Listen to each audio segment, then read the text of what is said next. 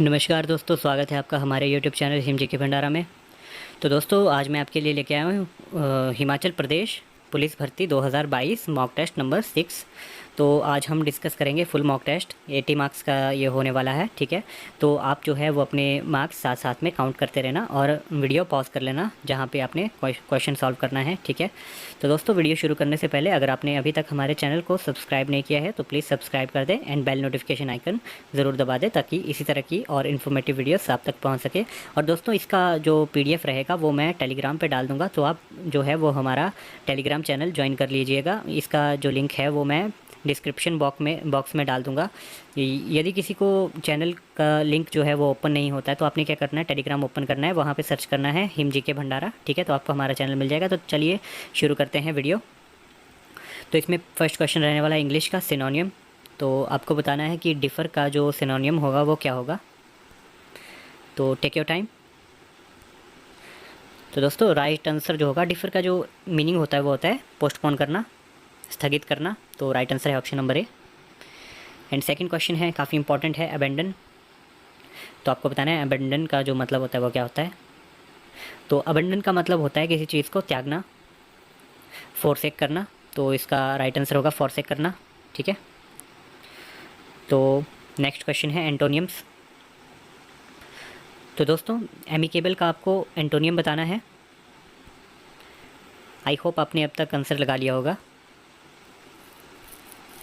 तो दोस्तों, एमिकेबल का जो मीनिंग होता है वो होता है फ्रेंडली, ठीक है। तो इसका जो अपोजिट होगा वो होगा झगड़ालू यानी कि हॉस्टाइल। एंड नेक्स्ट क्वेश्चन है माइटी। तो माइटी का आपको एंटोनियम बताना है। तो दोस्तों, माइटी का मतलब जो हुआ वो हुआ ह्यूज, कोलोसल, बड़ा, ताकतवर, ठीक है, कुछ भी बोल सकते हो। तो इसका जो एंटोनियम होगा वो होगा ऑप्शन नंबर डी, वीक, ठीक है। चलते हैं क्वेश्चन नंबर 5 की तरफ। तो आपको एरर बताना है, इसमें एरर क्या है। The capital of Yemen is situating 4000 metre above sea level. तो दोस्तों, इसका जो राइट आंसर रहने वाला है वो होगा ऑप्शन नंबर बी, क्योंकि इज़ सिचुएटिंग नहीं होगा, एट सिचुएटेड होगा, ठीक है, या is situated at 4000 metre above sea level.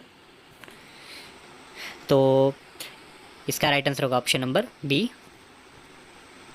Next question है every one of students have bought his ID card, ठीक है। तो आप ऑप्शन देख लीजिए। तो दोस्तों, इसका जो सही आंसर होगा वो होगा ऑप्शन नंबर ए, क्योंकि एवरी वन नहीं होगा, यहाँ पे होगा ईच वन ऑफ स्टूडेंट, ठीक है। एवरी वन का इस्तेमाल यहाँ पे नहीं होगा। तो इसका राइट आंसर है option number A. Question number 7 और 8 में आपको स्पेलिंग एरर दिया गया है, आपको एक्यूरेट जो स्पेलिंग है वो बतानी है। तो 7 का जो राइट आंसर होगा ब्यूरोक्रेसी। तो ब्यूरोक्रेसी की स्पेलिंग होती है BUREAUCRACY। तो आपको इंपॉर्टेंट स्पेलिंग्स पे भी ध्यान देना है। तो दोस्तों, अगर आपको किसी पर्टिकुलर टॉपिक पे वीडियो चाहिए तो प्लीज़ कमेंट बॉक्स में कमेंट कीजिएगा, मैं उस पर ज़रूर गौर करूँगा, मैं हर एक कमेंट पे ध्यान देता हूँ, ठीक है। तो नेक्स्ट क्वेश्चन है हमारे पास, मिलियनेयर की स्पेलिंग बतानी है। तो मिलियनेयर में पहले तो मिलियन, ठीक है, मिलियन, और आगे AIRE, ठीक है। तो इसका राइट आंसर होने वाला ऑप्शन नंबर डी। तो अभी वन वर्ड सब्स्टिट्यूशन है, a hater of knowledge and learning, ठीक है, काफ़ी इंपॉर्टेंट क्वेश्चन है। तो जिसको पढ़ना लिखना पसंद नहीं होता है, ठीक है, तो उसे क्या बोलते हैं। तो दोस्तों, बिब्लोफाइल का तो मतलब होता है लवर ऑफ बुक्स, ठीक है। बिब्लो का मतलब होता है बुक्स एंड फाइल का लव, ठीक है। एंड फिलोलॉजिस्ट का मतलब होता है, लॉजिस्ट हुआ पढ़ना, ठीक है, पढ़ाई से रिलेटेड, एंड फिल का मतलब हुआ लव, तो फिलोलॉजिस्ट हुआ जिसे पढ़ाई से प्यार है। एंड मिज़ोजाइनिस्ट का जो मीनिंग होगा वो होगा, मिज़ो का मतलब हुआ नेगेटिव वर्ड है मिज़ो, तो मिज़ो का मतलब हुआ हेटर, एंड जाइनिस्ट का मतलब हुआ फीमेल, मतलब जाइनिस्ट का मतलब हुआ फीमेल। तो इसका राइट आंसर तो ऑप्शन नंबर डी होगा। मिज़ोजाइनिस्ट का जो मतलब होता है वो होता है हेटर ऑफ वुमेन। तो इसका राइट आंसर होगा ऑप्शन नंबर डी, मिज़ोलॉजिस्ट, जिसे पढ़ाई लिखाई से नफरत हो। तो क्वेश्चन नंबर 10 है हमारे पास, a story of old time gods and heroes is called. तो दोस्तों, इसका राइट आंसर रहने वाला है ऑप्शन नंबर सी, लेजेंड, ठीक है। तो 11th क्वेश्चन है, तो आपको बताना है यहाँ पे अप्रोप्रिएट क्या ऑप्शन यूज़ होगी? I saw a dash of cows in the fields. तो दोस्तों ग्रुप ऑफ काउज को क्या बोलते हैं? वो बोलते हैं हम हर्ड। ठीक है, तो question number 12, the grapes are dash enough to be picked. तो यहाँ पे क्या ऑप्शन यूज़ होगी? तो आई होप आपने आंसर लगा लिया होगा। तो and the right answer is ripe. ठीक है, अब आइटम्स देखते हैं। To keeps one's temper. तो इसका जो राइट आंसर रहने वाला है दोस्तों वो होगा to be in a good mood, option number B. And question number 14 है टू ड्राइव होम। तो ड्राइव होम का मतलब हुआ कि जहाँ से आपने शुरू किया था आप वहीं पे वापस पहुँच गए। ठीक है, मतलब घर पे वापस आपकी वापसी घर पे होगी। तो इसका राइट आंसर होगा to return to back to the original position, मतलब जहाँ से शुरू किया था आप वहीं पे दोबारा पहुँच गए। तो क्वेश्चन नंबर 15 काफ़ी इंपॉर्टेंट रहने वाले हैं, क्वेश्चन 15 एंड 16। तो साइन डैश इंक, तो आपको बताना है यहाँ पे क्या यूज़ होगा। तो बहुत से लोग इसको गलत कर सकते हैं, वो यूज़ करेंगे विद। ठीक है, पर इसका राइट आंसर होगा इन, आपको ध्यान रखना है। तो she is blind dash one eye. तो ब्लाइंड के साथ अगर वन आई बोला हो तो वन आई के साथ हमेशा इन होगा। She is blind in one eye. ठीक है, अब अगर टू आइज़ की बात करें तो अगर कोई दो आंख से अंधा है तो उसको तो हम ब्लाइंड ही बोलेंगे, तो हम टू आइज़ का यूज़ तो करेंगे नहीं। तो वन आई के लिए यूज़ होगा ब्लाइंड इन वन आई। ठीक है, तो चलते हैं जीके सेक्शन की तरफ। तो क्वेश्चन नंबर 17 है हमारे पास, बाबरनामा किसके द्वारा लिखी गई। तो दोस्तों बाबरनामा जो लिखी गई वो बाबर इटसेल्फ। ठीक है, बाबर के द्वारा लिखी गई, ध्यान रखना है आपको। Question number 18। तो दोस्तों ये जो मॉक टेस्ट है ये बिल्कुल प्रीवियस ईयर पेपर पे बेस्ड है और उसी लेवल के क्वेश्चन हमने प्रोवाइड किए हैं आपको। तो क्वेश्चन नंबर 18 है जहांगीर के पिता का क्या नाम था। तो दोस्तों आपको इसके लिए मैं एक ट्रिक बताता हूँ कि आपको इन्हें कैसे याद रखना है। तो आप एक सिंपल याद रखिए, BHAI, उसके बाद SA एंड B, मतलब भाई साहब। B से बना आपका बाबर, S से हुमायूं, A से अकबर, I से आपको याद रखना है जहांगीर, S से याद रखना है शाहजहां, A से औरंगजेब एंड B से आएगा आपका बहादुर शाह जफ़र। ठीक है, तो आपको ये ट्रिक मैंने बता दी। तो आपसे पूछा गया था जहांगीर के पिता का नाम क्या था, तो जहांगीर है आई, तो जहांगीर का पिता हुआ अकबर। तो इसका राइट आंसर होगा ऑप्शन नंबर सी अकबर। ठीक है, तो विश्व को कितने टाइम जोन में बांटा गया है। ठीक है, तो दोस्तों विश्व को बांटा गया है 24 टाइम जोन में, और इंडिया की जो टाइमलाइन है वो है 82.5 डिग्री, 82.5 डिग्री। और दोस्तों एक और फैक्ट मैं आपको बताता हूँ कि जो 1 मिनट होता है 1 डिग्री होता है उसमें आपके होते हैं 4 मिनट। ये भी आपको ध्यान में रखना है कि अर्थ जब 1 डिग्री तक रोटेट करती है तो उसे 1 डिग्री रोटेट करने में लगते हैं 4 मिनट्स। एंड 1 डिग्री लैटिट्यूड और लॉन्गिट्यूड की वैल्यू होती है 111 किलोमीटर। ये भी आपको याद रखना है। तो क्वेश्चन नंबर है 20, सौरमंडल का कौन सा ग्रह पृथ्वी जितना बड़ा है। तो दोस्तों पृथ्वी की जिसे बहन बोलते हैं या पृथ्वी का जुड़वा बोलते हैं वही पृथ्वी के जितना बड़ा है, यही क्योंकि यही रीज़न है कि उसे पृथ्वी की बहन बोलते हैं या जुड़वा बोलते हैं। तो राइट आंसर है ऑप्शन नंबर बी शुक्र। तो 21 क्वेश्चन है, भारत का राष्ट्रपति बनने की न्यूनतम आयु सीमा क्या है। तो दोस्तों इसका जो राइट आंसर रहने वाला है वो होगा 35। ठीक है, तो क्वेश्चन नंबर 22, भीमराव अंबेडकर के द्वारा किस अनुच्छेद को महत्वपूर्ण अनुच्छेद कहा गया है और उस आर्टिकल को संविधान की आत्मा भी कहा जाता है। तो आपको ये भी ध्यान में रखना है। तो इसका राइट आंसर होगा आर्टिकल 32। तो 22 अप्रैल को क्या मनाया जाता है। क्वेश्चन नंबर 23, बहुत ही इंपॉर्टेंट क्वेश्चन है। ठीक है, तो इसका जो राइट आंसर होने वाला है वो होगा पृथ्वी दिवस, अर्थ डे। तो दोस्तों एक और ट्रिक मैं आपको यहाँ पे बताता हूँ 22 का आंकड़ा। तो 22 और 22, तो 22 मार्च को होगा आपका वाटर डे एंड 22 अप्रैल को होगा अर्थ डे एंड 22 जो मई है उसमें होगा आपका वर्ल्ड्स बायोडाइवर्सिटी डे। ठीक है, तो आपको ये भी याद रखना है। तो चलते हैं 24 क्वेश्चन की तरफ। Which movie won the Dada Saheb Phalke award 2022? तो ऑप्शन है KGF 2, पुष्पा, RRR, जय भीम। तो बहुत से लोग इसको गलत करने वाले हैं, ये मुझे पता है, क्योंकि मैक्सिमम बंदे सोच रहे होंगे कि KGF 2 होगा, बट ये इसका राइट आंसर नहीं होगा। इसका राइट आंसर होगा पुष्पा। ठीक है, पुष्पा, मैं झुकेगा नहीं, वो वाला। ठीक है, तो 25 जो क्वेश्चन है वो है हिमाचल प्रदेश को केंद्र शासित प्रदेश कब बनाया गया? तो काफ़ी इंपॉर्टेंट क्वेश्चन है, एंड इसका जो राइट आंसर रहने वाला है वो होगा ऑप्शन नंबर C, 1956। तो 26 क्वेश्चन, पृथ्वी दिवस 2022 की थीम क्या रही? तो काफ़ी इंपॉर्टेंट क्वेश्चन है, और मुझे जहाँ तक मुझे लग रहा है कि ये क्वेश्चन एग्ज़ाम में पूछा जा सकता है। ठीक है, तो आप जो है थीम्स पे अच्छी तरह फोकस करें। तो दोस्तों इसका जो राइट आंसर रहने वाला है वो होगा ऑप्शन नंबर B, हमारे ग्रह में निवेश करें, इन्वेस्ट इन आवर प्लैनेट। तो right answer option B। Question number 27, Chandranahan झील किस ज़िले में है? तो चंद्रताल झील का तो आपको पता है, चंद्रताल जो झील है वो है लाहौल स्पीति में, और सूरजताल भी वहीं पे है, और जो चंद्रनाहन झील है वो है शिमला डिस्ट्रिक्ट में। क्वेश्चन नंबर 28, इनमें से किसने शिमला को 1863 में भारत की ग्रीष्मकालीन राजधानी बना दिया?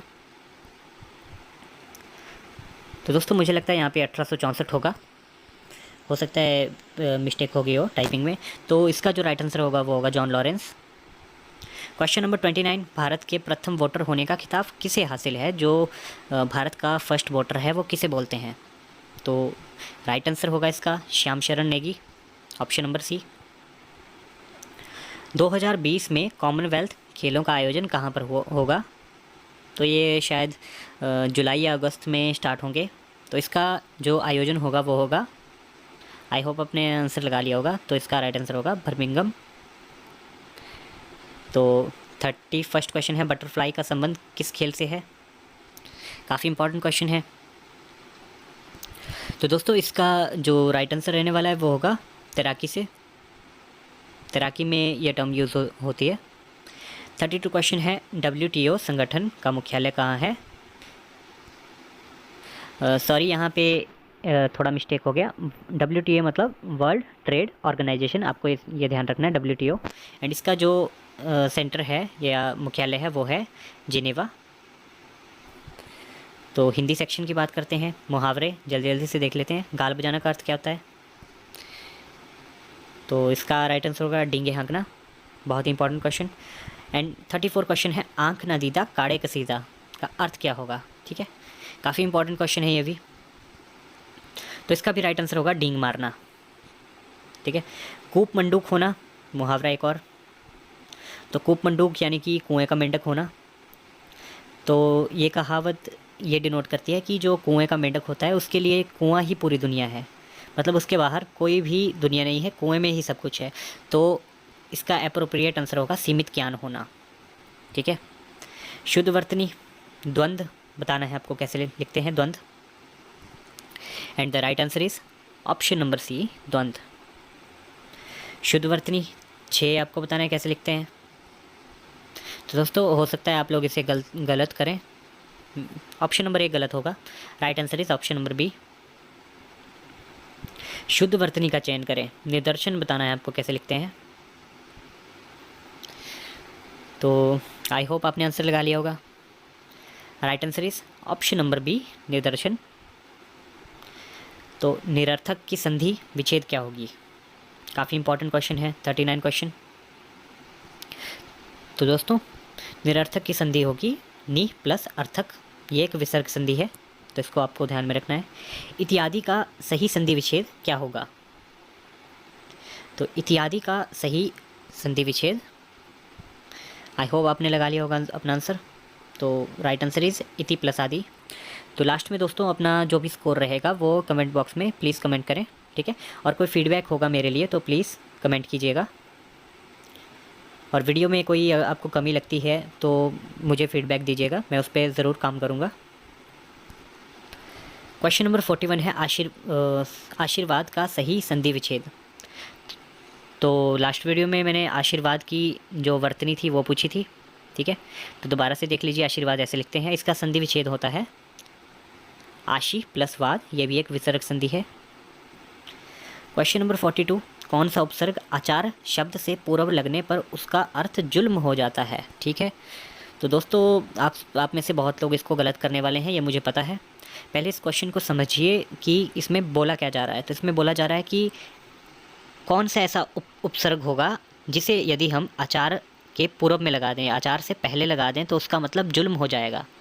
जुल्म का तो आपको मतलब पता होगा। तो आचार के शुरू में अगर हम दुर लगाएं तो दुराचार, ठीक है, तो उसका मतलब कुछ और होता है। अति लगा दें तो उसका मतलब होता है अत्याचार, तो अत्याचार का मतलब होता है जुल्म। तो इसका appropriate answer option number B होगा। तो निर्वाह में प्रयुक्त उपसर्ग, तो दोस्तों निर्वाह का जो राइट आंसर होगा, आई होप आपने लगा लिया होगा अपना आंसर। तो निर्वाह ये नहीं सोचना कि ये विसर्ग संधि है, तो नी तो इसमें नहीं होगा, तो राइट आंसर होगा ऑप्शन नंबर सी, ध्यान रखिएगा। 44 क्वेश्चन है, किस शब्द की रचना प्रत्यय से हुई है। तो ऐसा कौन सा शब्द है जिसमें प्रत्यय लगा हुआ है। तो बात करते हैं ऑप्शन नंबर ए, अभियोग। तो अभियोग अपने आप में एक वर्ड है और इसमें अभी का यूज़ हुआ है जो कि एक उपसर्ग है। व्यायाम एक वर्ड है, इसमें किसी भी प्रकार का प्रत्यय और उपसर्ग का यूज़ नहीं हुआ है। अपमान में भी उपसर्ग का यूज़ हुआ है, अप प्लस मान, ठीक है, तो अप उपसर्ग का यूज़ हुआ है। तो इसका राइट आंसर होगा नन ऑफ दीज। इसमें कोई भी ऐसा शब्द नहीं है जिसमें प्रत्यय लगा हुआ है, तो option number D is the right answer.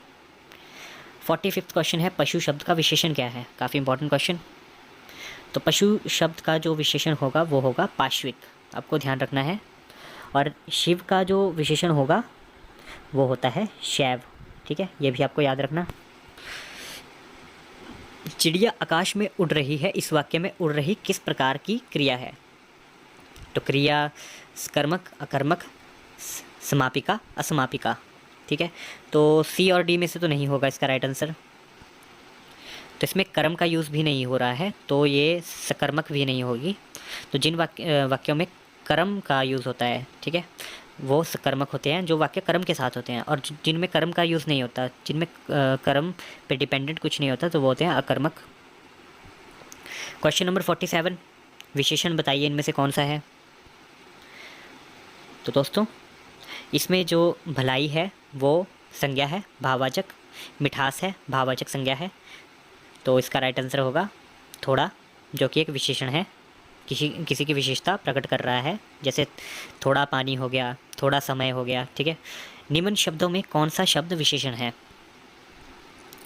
तो सच्चा ही इसका राइट आंसर होगा। शीतलता तो भाववाचक होगी, नम्रता भी भाववाचक है, मिठास भी भाववाचक है, तो right answer is option number A. तो अभी चलते हैं साइंस के कुछ क्वेश्चन। फोटोग्राफी में मुख्य कलर कौन से होते हैं।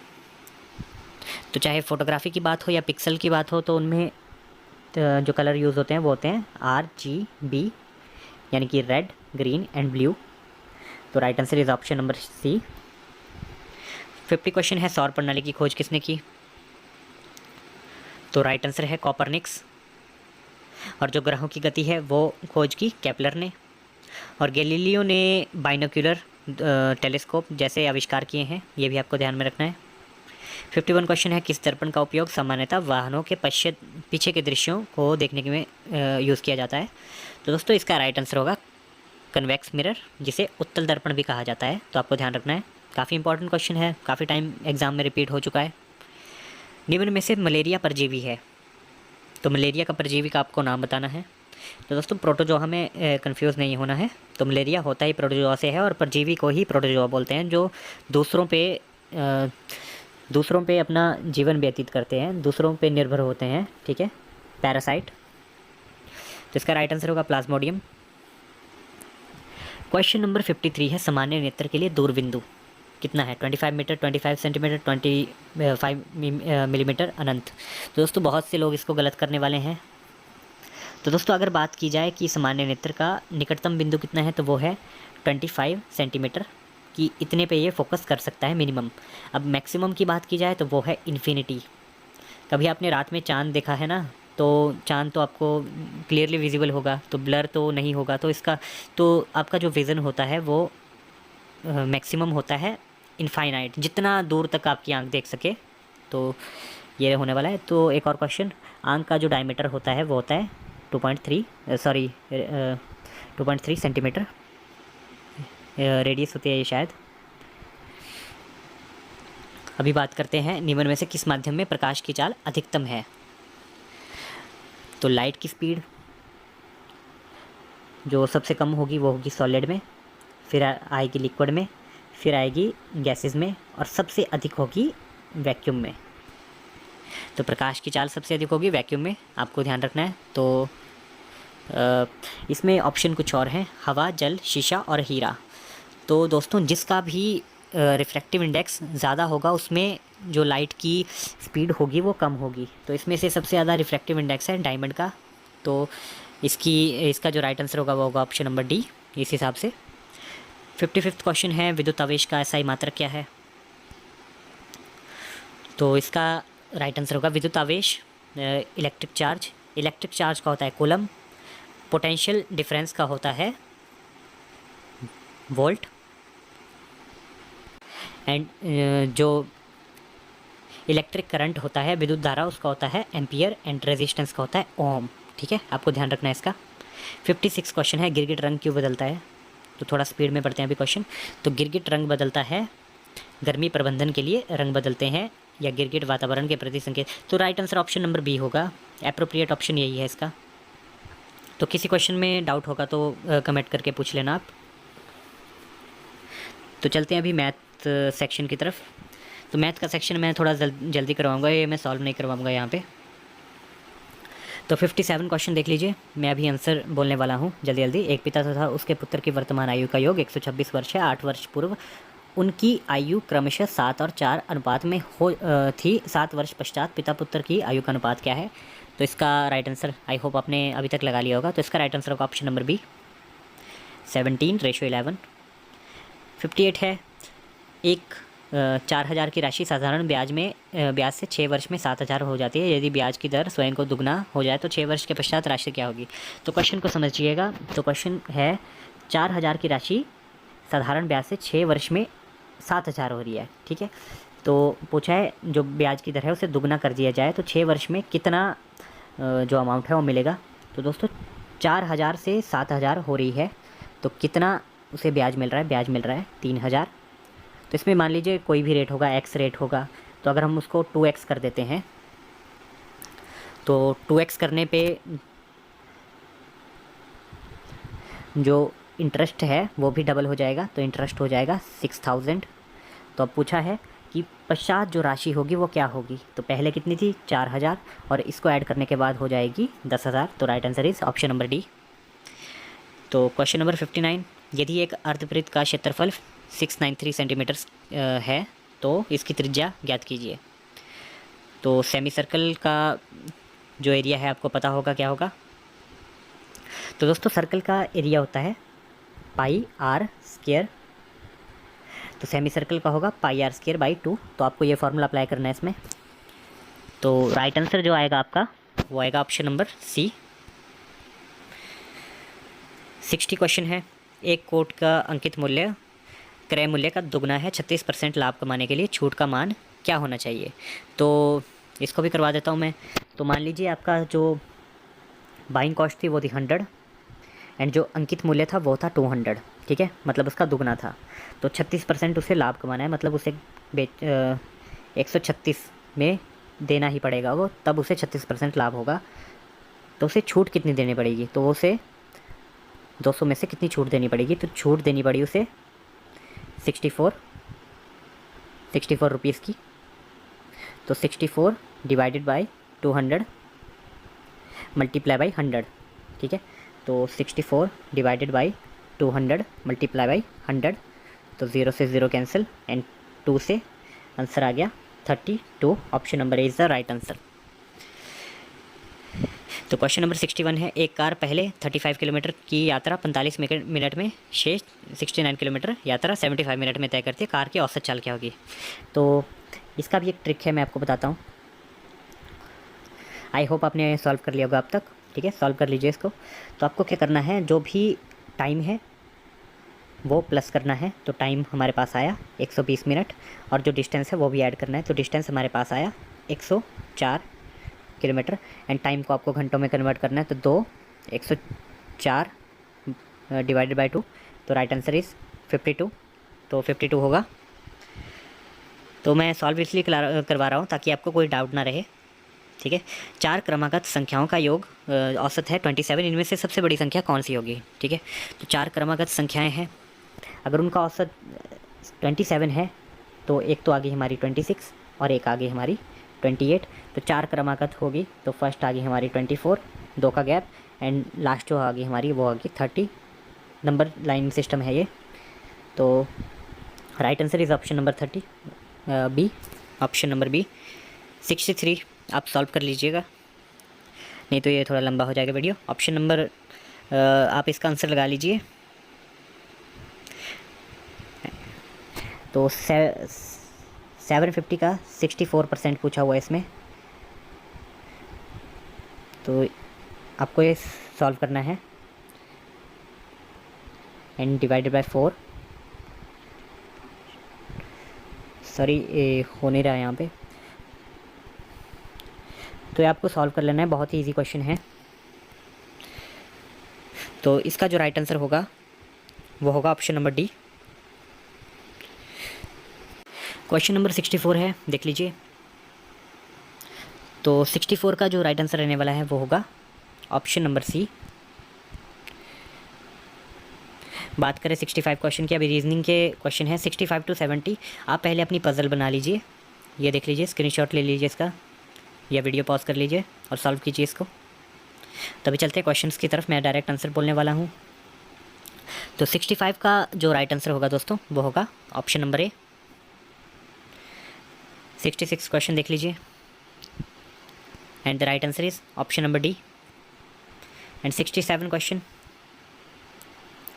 Right answer is option number D. And 68 question देख लीजिए, तो इसका जो राइट आंसर होगा वो होगा option number B. And 69 question देख लीजिए, इसका राइट आंसर होने वाला है ऑप्शन नंबर ए। तो 70 क्वेश्चन, इसका जो आंसर होने वाला है वो होगा ऑप्शन नंबर सी, ठीक है।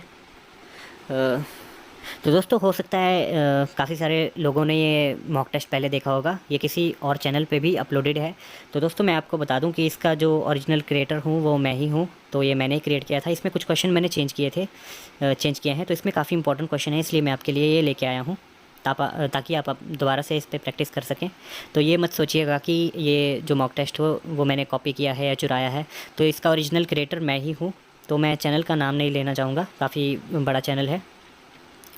तो क्वेश्चन नंबर 71 है, option number D. Sorry answer बता दिया मैंने डायरेक्ट। तो भेड़ का मटन और हिरन का जो बनता है वो बनता है व्यंजन। 72 है, आप पढ़ लीजिए क्वेश्चन, मैं आंसर बता रहा हूँ इसका। तो इसका राइट आंसर रहने वाला है ऑप्शन नंबर बी, फुफेरी बहन। 73, यदि 15 सितंबर 2000 को शुक्रवार है तो 15 सितंबर 2001 को क्या होगा। तो दोस्तों अगर लीप ईयर की बात करें तो लीप ईयर में 2 ऐड होंगे, अगर आपकी dates and year dates same हो, ठीक है। और ईयर में कोई लीप ईयर ना हो, लीप ईयर हो तो 2 ऐड होंगे। जैसे 2000 लीप ईयर है, मगर यहाँ फरवरी के बाद की बात की जा रही है, तो हम लीप ईयर काउंट नहीं करेंगे, तो उसके लिए हम ऐड करेंगे इसमें 1। तो इसका राइट आंसर होगा शुक्रवार प्लस से 1 शनिवार। क्वेश्चन नंबर 74 जल्दी जल्दी देख लेते हैं अभी। तो इसका राइट आंसर रहने वाला है option number A. Question number 75 है, यूटीपी से कितने अर्थपूर्ण शब्द बनाए जा सकते हैं। तो यूटीपी से बनाए जा सकते हैं दोस्तों, आप सॉल्व कर लीजिए इसको पॉज करके। यूटीपी से एक बन सकता है but, and second is tub, और कोई वर्ड इससे नहीं बनेगा। तो right answer is option number B. 76 है, विषम को चुनिए। मोती, हीरा, कोयला, ग्रेफाइट। तो आई होप आपने आंसर लगा लिया होगा। तो हीरा, कोयला और ग्रेफाइट जो हैं वो कार्बन के ही एक फॉर्म है, ठीक है, और मोती इनसे बिल्कुल डिफरेंट है। तो right answer is option number A. 77 question देख लेते हैं। 30 छात्रों की एक कतार में संजू का क्रम प्रारंभ से 13वां और अंत से उसका क्रम क्या होगा। तो इसका भी एक मैं आपको शॉर्टकट मेथड बता देता हूँ। तो आपको क्या करना है, 30 माइनस 13 और उसमें एक ऐड कर देना है, ठीक है। तो राइट आंसर होगा 17 plus 1 18 is the right answer. तो option number B is the right answer.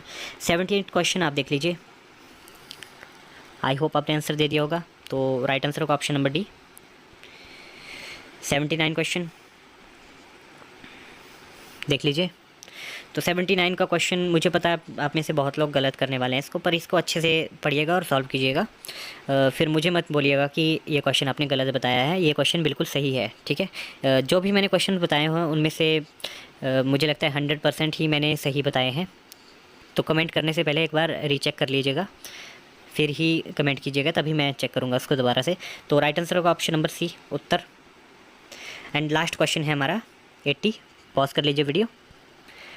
तो दोस्तों आंसर बताने से पहले अगर आपको ये वीडियो अच्छी लगी हो तो प्लीज़ लाइक कीजिएगा, और आपको अगर किसी भी तरह के PDF चाहिए होंगे तो मुझे कमेंट में बता दीजिएगा, या टेलीग्राम पे कांटेक्ट कीजिएगा, मैं वो प्रोवाइड कर दूंगा आपको। हमारा टेलीग्राम लिंक जो है वो डिस्क्रिप्शन में है, या तो आप हिम जी के भंडारा सर्च कर सकते हैं टेलीग्राम पे। तो दोस्तों चैनल को सब्सक्राइब कीजिएगा, सब कुछ फ्री ऑफ कॉस्ट मिलेगा आपको, जो भी PDF है, और इसका PDF भी मैं डाल दूँगा विद आंसर की, ठीक है, टेलीग्राम पर। तो इसका जो राइट आंसर रहने वाला है वो होगा ऑप्शन नंबर सी।